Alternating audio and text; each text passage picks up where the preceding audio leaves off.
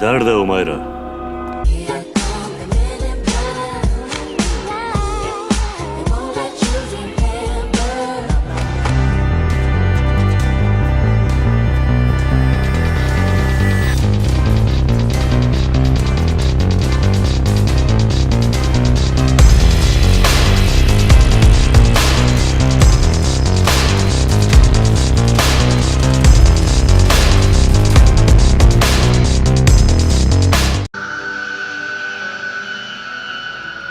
What's up everyone, I am the Kaiju no Kami, and today I'm going to be taking a look at Yakuza 3 from the Yakuza Remastered Collection. Before I start, I need to mention that unlike Kiwami 1 and 2, Yakuza 3 is not a remake, rather just a remaster. The game was originally released on the PlayStation 3 in 2009, and from what I have read, even back then it felt dated. Thus, do not go into this one expecting it to be as fluid as the games I have previously reviewed. The same goes for its follow-ups 4 and 5, which are also just remastered. Nevertheless, that does not mean Yakuza 3 should be missed, as for the most part, it remains to be a solid game overall. The story itself is set a few years after the events of Yakuza 2, with Kiryu now running an orphanage in Okinawa. On one hand, this allows for the game to attempt some new ideas while giving us a really gorgeous looking city and beach to explore. One that I would love to see redone in a similar style to Kiwami 2. Alternatively, because the first segments of the game do spend a bit of time developing Kiryu's pseudo-parenthood, the story takes a while before it gets moving. You will find yourself having to discipline the kids for stealing, belittling each other, to cheering them on with wrestling or something. It can feel a tad tiresome after a while. Thankfully, once the plot gets moving in Chapter 5 and Kiryu returns to Kamurocho, the story becomes as immersive as it was in the previous installments. There will be moments of tragedy with characters you found attached to and vice versa. 普段はカッコつけてるけど、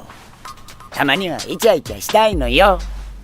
あんたたち、そうだったの。 On the downside, it has easily the weakest villain of the 4 games I have played thus far, as I just don't buy his motivations for everything that has transpired. This is another reason why I think remaking the game would also be a huge benefit, as it would allow Sega to tighten up the narrative with more plot development that would allow the villains to be fleshed out better, because as of right now, I couldn't care less what happened to them here, which is a real shame. Oh, and hey, I want to mention that we do get one character who is voiced by the great Akio Otsuka, whom you may know as Bato in Ghost in the Shell, Solid Snake in Metal Gear, Dagon in Maji Ranger, and Champ in Q Ranger. 同じ釜の飯を食い、日本という国の未来を共に案じた人間が、片やこうして議事堂の真ん中で昼間から酒をかっくらい、片やアメリカのために必死に動いてるんだからな。 Moving on, the gameplay is practically the same as it was before. You travel around a city and beat up people while trying to solve a mystery. Like with Kiwami 2, the Dragon of Dojima is the only style Kiryu dons in this game, though that does not mean there aren't some new additions outside of the combat. Enemies can now grab at you before a fight, which initiates a quick time event.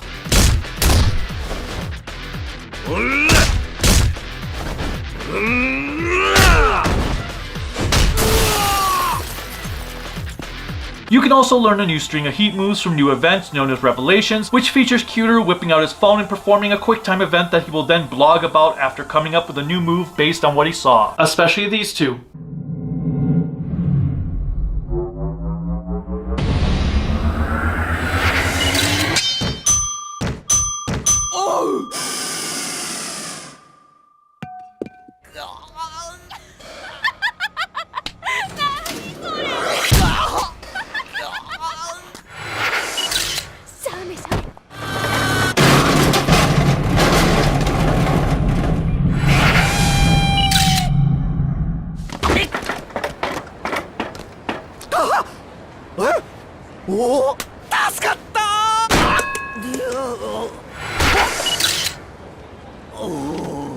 My favorite newest heat move goes to this one.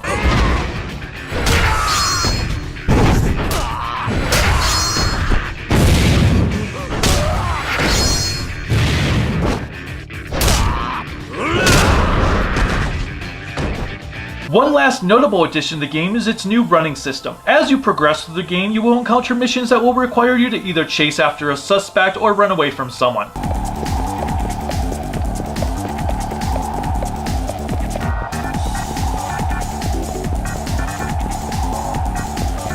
It's an intriguing mechanic, though it does get overused after a while. I'm glad Sega liked the concept enough to utilize it more than once or twice, yet after a while it does get monotonous, particularly during a batch of Diner Dasher sub-stories you will encounter. As with the previous installments, there are a lot of mini-games to be had, with the new ones including some confusing as hell massage one, こんな感じでガラッ So that just happened. and an arcade game that makes Outrun comprehensible.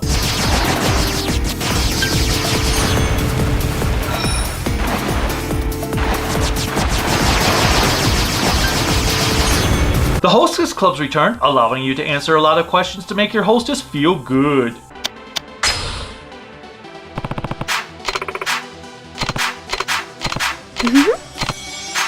Kyoto also gets to run his own cabaret club. Don't go into this one expecting it to be like the cabaret club minigames in Zero and Kiwami 2 though, as here, it's basically a walking simulator with moments of dressing your hostess up in some sort of clothing to suit the random conversations you see go by on the screen as you are walking around in a very boring ass circle. It's so freaking exciting.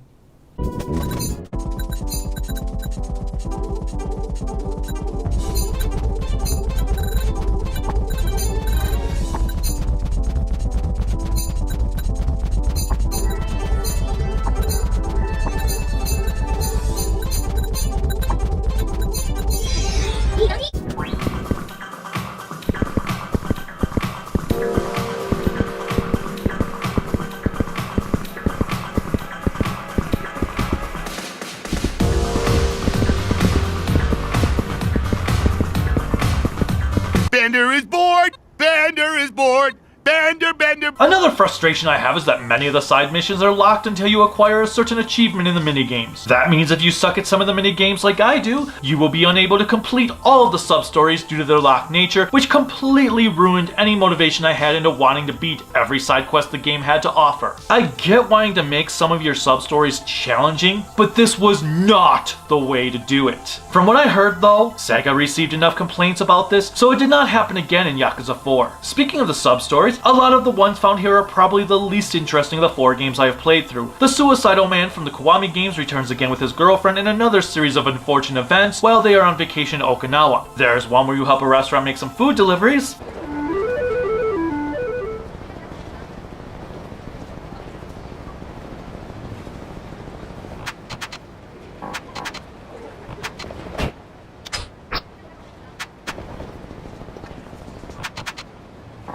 We have an estranged doctor with an arcade-type VR machine who resembles that of another crazed doctor from some movie about time travel. I mean, he looks familiar, but I just can't figure out from what. My favorite sub-stories included Kyoto partaking in a film shoot,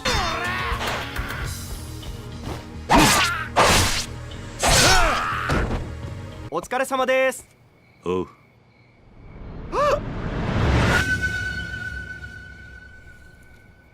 桐生ちゃんなら絶対に大スターになれるぜ。眼力もすごいけど背中からもオーラを感じる。うん、そう思うだろ。そうですね。 one where he had to keep a lookout for a peeping Tom that led to some hilarious oddities,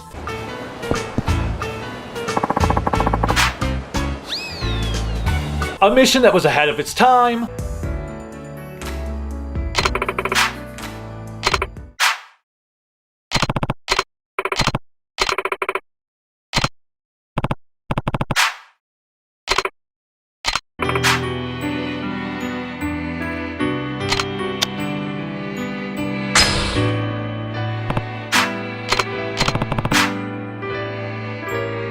and a murder mystery. It was fun watching Kyoto try to unlock his inner Tim Curry.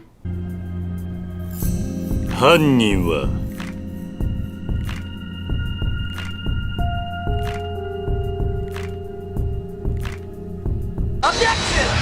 The hard part about the sub-stories in this game is that the question mark related to the mission is only on the map until you activate the story. After that, you are pretty much left on your own to find where the next location is to continue that adventure, which sucks big time. Thank the gods for game facts. My least favorite sub-story was one that I finished without knowing I finished it. I end up stepping in front of this group of people, and there's some Korean pop star or something. This lady wants me to get an autograph, and I had to go to the front of the line, but then something happened. I got sent to the back of the line, and then Kiryu tells the woman, oh no, I wasn't able to get the autograph, and that was it. And then it said the mission was done.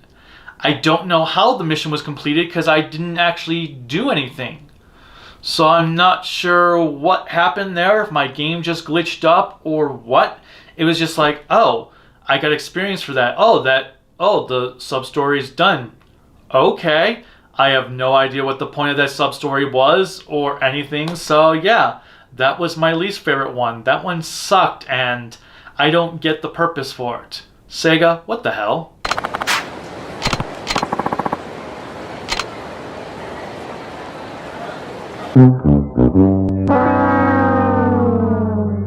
There is also a series of missions against a group of assassins known as Reapers. It's kind of similar to the gang bosses from Kiwami 2, only this time the battles are more intense and really put your skills to the test, as many of them require more than just standard button mashing. There's also some with guns.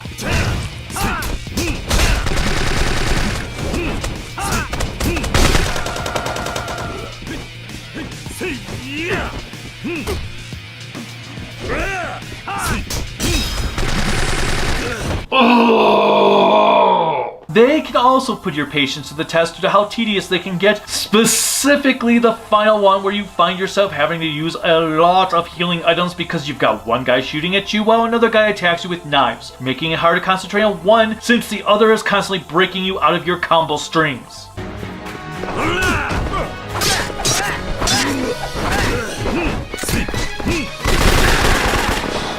I hate bosses with guns. I will say the biggest oddity in going from Kiwami 2 to 3 was the downgrade in graphics. I mean, it isn't terrible, as it's not like you're going from Grand Theft Auto 5 to 3, but it can be a tad jarring initially. There's a lot less details, especially on the ground. There's really nothing in the bricks. Regardless, after about an hour I stopped caring as I was too busy enjoying the new locations. I especially love the supermarket area with a food court on the second floor, which allows you to throw goons over the atrium. Boss battles are about the same as they were in Kiwami 2, with a good balance of challenge and fun. Well, most of the time. This is quite apparent when battling a boss who has returned from the first game, as the fight does not feel as cheap as it did there. It's too bad I can't say the same for the music, which has nowhere near the same luster it did previously, as it's pretty damn forgettable at times. That's not to say there aren't good pieces, it's just that none of the tracks stuck in my head days later.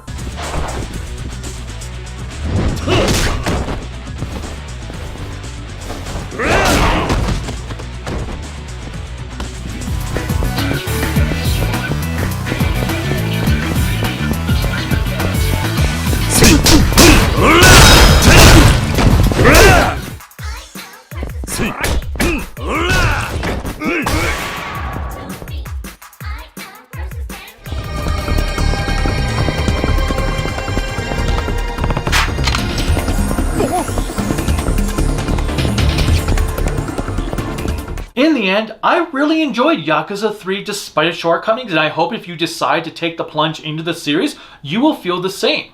I've heard many people tell me this is the worst game in the franchise, and if that is indeed the case, then this series is doing pretty damn well, because I still enjoyed this game immensely. The story was really well done, and I felt it did a really nice job of wrapping up Kiryu's story to the point that I don't want him to be back after this. I think this is the perfect ending for Kiryu. Why couldn't they just leave him off here? Obviously they didn't, so it'll be interesting to see how they continue his story. With that said, definitely check this out if you are a Yakuza fan, and until next time, bye!